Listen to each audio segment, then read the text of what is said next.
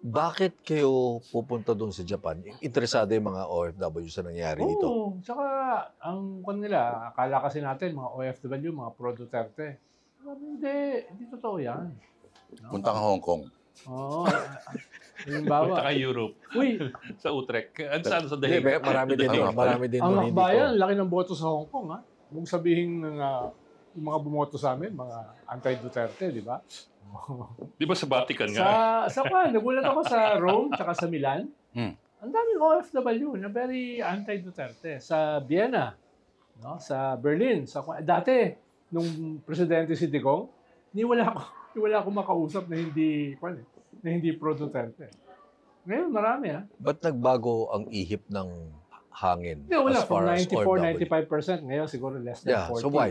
So malaki rin yan. Siguro ngayon, na-discover na yung mga promises na hindi na-deliver, yung jet ski sa China, yung yung solusyon sa drug Dali lang war. yung jet ski sa China, panahon pa ni Digong yun eh, na busy ko Ayun. na yun Nasa eh. presidente nun. I'm more concerned, I'm Hindi, more curious. It's an example of the promises No, not kept. I'm more curious if nakakasira, nakakadamage yung anak dun sa ng tatay. Ito yung isa yun sa mga bagay-bagay na yun. Pero halimbawa, yung anti-oligarchy, yung susolusyonan ng drug problem, ang crime, hindi naman na-deliver din yun. Yeah, but he was still in power, hindi na na-deliver yung 6 months na tatapusin, and yet, popular siya. Oo nga, pero not now.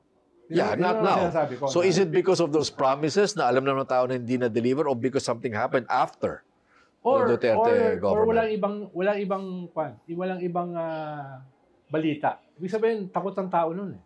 Huwag mong kalimutan, ang daming patay nun eh. So, wala masyadong kokontra. Kahit ang media, takot eh. Diba? Kahit ang media, ang opposition, drug. Diba?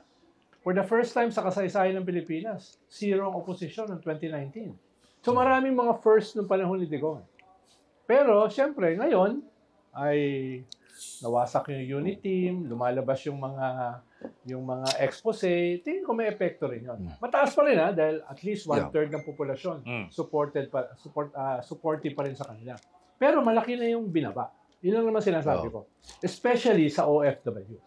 Well, I was just wondering whether ang medyo lumamig yung pagmamahal kay Duterte dahil nakita doon sa anak.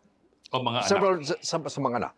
For example, confidential funds ni VP Sara. Number 2, that infamous video na nagwawala siya. It's not a very good optics doon. Nakita ko. Ewan ko kung dahil sa anak, kaya... Well, nung October kasi, pababa sila eh. Record lows, di ba? Mga Duterte. As a brand. Kaso nangyari yung November, December, GAA, yung national budget. So nakaalpa sila. Right. Na preempt yung pagbaba nila. At, tapos hinuli, tumaas sila. Tumaas sila. Oh. So, kanyan combination ng budget controversy, yung pag-arrest, di ba? Tapos, ang sabi ni Toby Chanko, naka-apekto rin daw yung impeachment. Natalo. Ganyan. So, mga variables na nadagdag. So, what it shows is very fickle yung very fickle yung sentimento ng tao. Of course. Hindi naman tayo Europe eh. Ang Europe kasi mas solid yung mga sentiments eh. Dahil ideological yung political division. Sa atin naman, hindi naman ideological eh. Kaya ang sumusulpot sa atin ay mga populist. Diba? Kung ano yung flavor of the month na mga issues.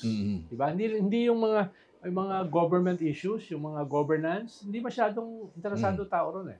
Unlike halimbawa sa more developed countries, mas solid yung ganong klaseng divisions.